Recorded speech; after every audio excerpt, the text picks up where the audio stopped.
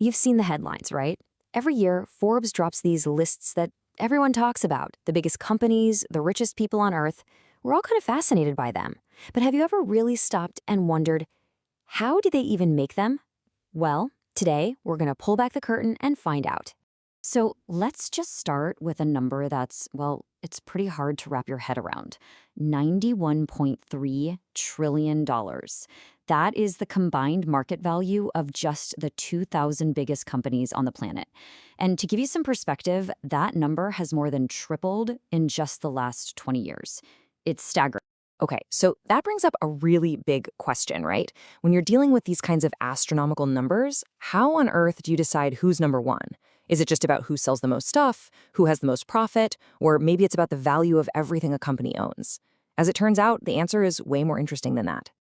To figure out how to rank these giants, Forbes has to tackle two completely different challenges.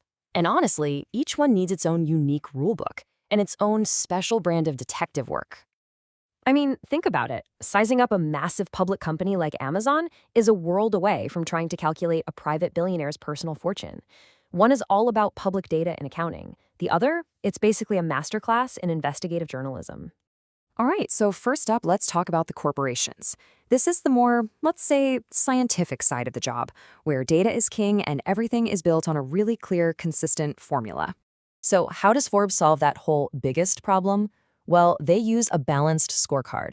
See, instead of just picking one number, they create a composite score using four key things: sales, profits, assets, and market value.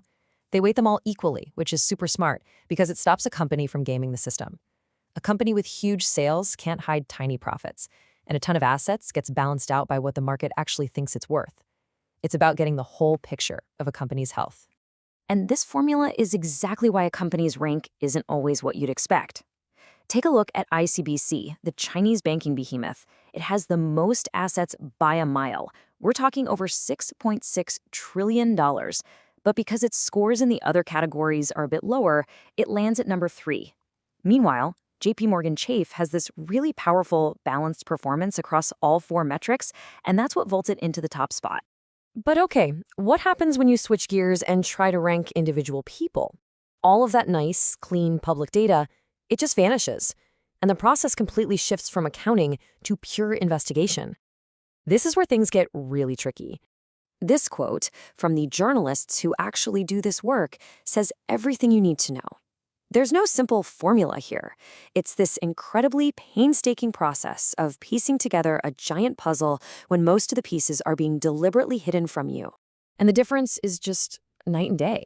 For companies, you have public financial filings. For billionaires, reporters are digging through court documents, interviewing insiders and experts, and making some very educated guesses about private assets. It's a lot less spreadsheets and a lot more old-fashioned reporting. You really have to think of these reporters as financial detectives. They're scrutinizing every single business deal, they're calling up sources to try and verify the numbers, and they have to somehow put a price tag on everything from a huge ranch to a priceless painting. And here's the crucial part. After adding all that stuff up, they then have to find and subtract any known debt to get to that final net worth number. So after all that complex calculation and all that intense investigation, who actually makes it to the top of these lists? Let's take a look at the results. The corporate list gives you this incredible snapshot of the global economy's power centers. You can see the sheer dominance of American and Chinese banking, the massive influence of Saudi oil, and of course, the incredible reach of American retail. These aren't just companies, these are economic forces that literally shape how we all live and work. But these lists aren't only about the global stage. Forbes also drills down to the national level, which gives us this really fascinating look at a specific country's economic landscape and who its most powerful players are.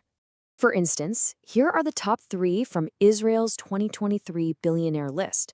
You've got Miriam Adelson, whose massive fortune comes from her hospitality and casino empire.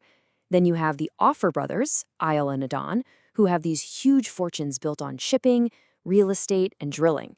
It really shows you how wealth is created and where it's concentrated inside a specific country. Okay, so we get the formulas, we get the detective work, but that brings up a much bigger question. What are these rankings really telling us? The short answer? Of course not. No way. As we've seen, especially when you're talking about billionaires, it's an estimate. Now, it's a deeply researched, very well-informed estimate, but it's still an estimate at the end of the day.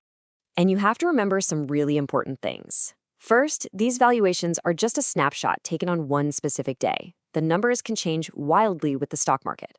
Second, some people actually try to inflate their wealth for bragging rights, while a lot of others do everything they can to downplay it for privacy.